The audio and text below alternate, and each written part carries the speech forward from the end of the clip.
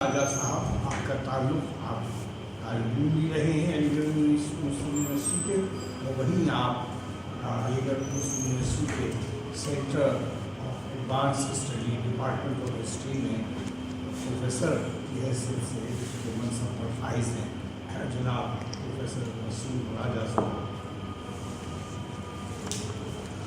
बहुत शुक्रिया। माइक से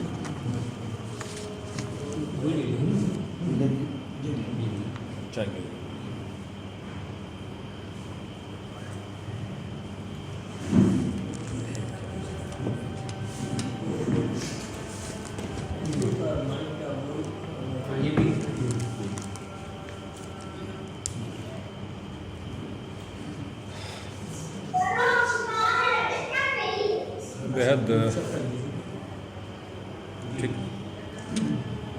बेहद मशकूर ममनून हैं आपका सैयद जमालुद्दीन साहब, प्रोफेसर जमालुद्दीन साहब कि आपने मुझे दावत दी। और अभी हमारे डिपार्टमेंट में बहुत से प्रोग्राम भी चल रहे हैं एसोसिएट डे के हिसाब से और 2 अक्टूबर के महात्मा गांधी सेलिब्रेशन। लेकिन आपके दावत पे मैंने लब्बैक कहा। मैंने कहा कि भाई ये ज़्यादा इम्पॉर्टेंट मौजू है, इसलिए इस पर कुछ बात की जाए। First of all I would like to thank president of the session and chairman Ayush doctor Manzoor Alam साहब, प्रोफेसर सैयद जमालुद्दीन साहब and other dignitaries who are present here and on the online mode also, those who are listening. Actually, the problem, the age which we are living in, it is, it is becoming so full of hatred and prejudices that it is the question of the crisis, of the question of the identity of the Muslim community in India. And very rightly, the theme has been put up, like sacrificing history and culture.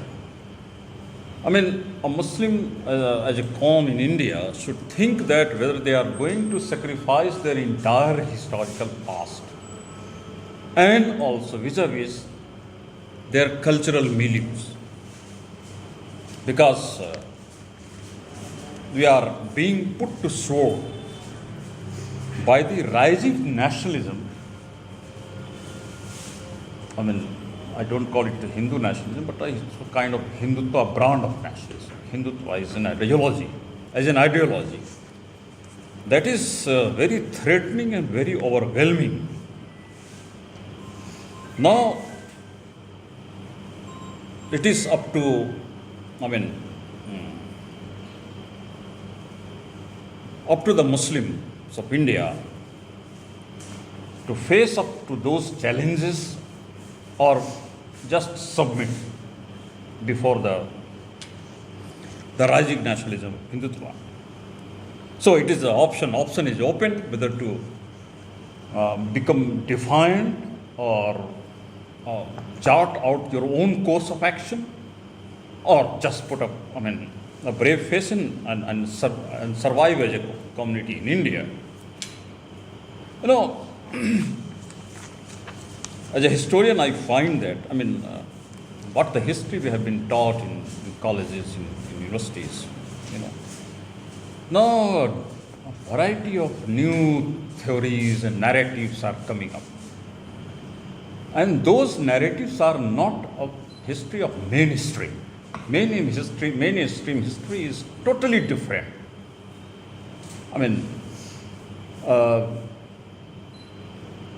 Just take up the case of the Mughal history as such. Mughal history or Muslim history coming of the Muslims to India. It is being targeted in such a way that, first of all, for example, Muslims ruled India for around 800 years in the subcontinent. The synopsis, the syllabi, the being prepared in universities in various places, examination, UPSC examinations and other such programs. There, the synopsis of the history, Muslims' rules of India have been reduced to in such a way that Muslims don't exist anymore. Why are you doing all these things? I mean, why can you reduce 800 years of rule of any country? It's a history of a country, history of a state. Don't take it as Hindu or Muslim something like that. But since Muslim ruled 800 years of India, now you reduce it to very a small segment of the entire synopsis. So, I find the situation very grim. A thorough abuse of history is being done. If a community, it is an often quoted thing that Jawaharlal Nehru had said that if a community, history is a memory of a nation. If a community or qawm forgets its history, it means that the qawm is oblivion of their past.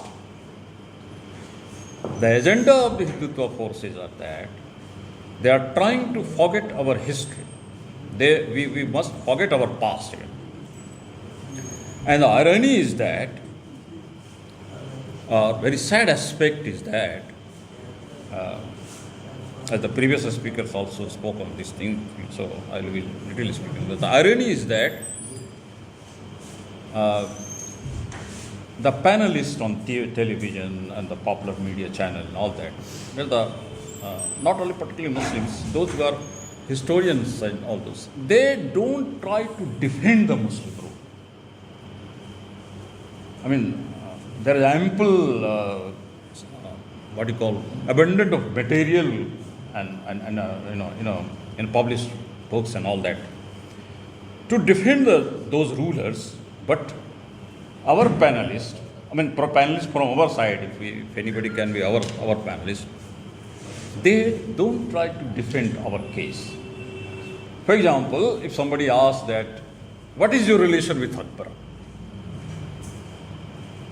आपका औरंगजेब कौन लगता है? Then the Muslim panelists will become very, meek and submissive.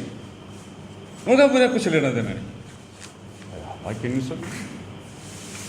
Whatever we are today, we are all just because that the Muslims came to India in whatever form.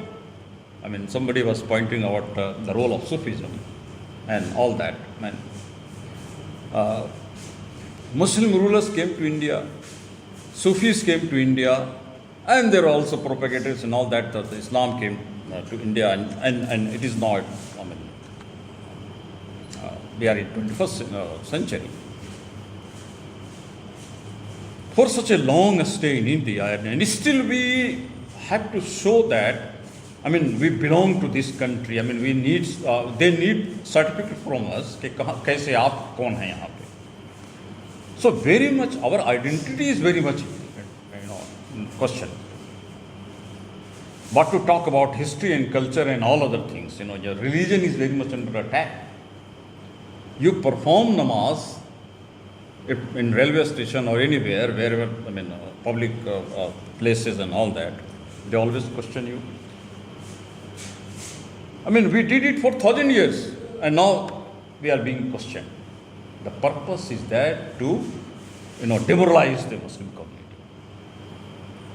So not only history, not only culture, not only religion, but various other things are also. Now question is coming up of the Waqf board. Waqf board is the custodian of the properties left by our forefathers and all that, those who migrated or are not in this world. Now Muslims are to, defend that how, they are the custodian of the Waqf board. So severe attack is being done. Meticulous attack on the ethos and culture of the Muslims in India. Now, what is the crux of this attack? There is a rising nationalism in India. Rising nationalism, a brand of nationalism which we did not experience for around 70 years back, 60 years. Now a new brand of nationalism, which is very, aggressive, or they call it Jayashnu kind of Jayashnu, that is very aggressive and very, they put up face of Lord Hanuman and the Hanuman is very aggressive. Earlier Hanuman's, images, well, you'll not see that aggressive. They have put up a new kind of symbolism that now we are the dominant force in India. So I don't know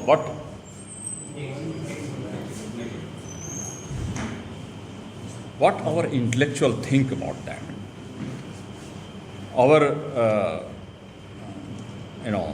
think tank, the Muslim think tank, what they think about whether we are going to counter that narrative of nationalism, or we have that that gunpowder to counter those kind of nationalism. We are at the crossroad. Muslims never worked on this aspect, whether there should be a Muslim nationalism, or Muslim nationalism should work or not. So, this is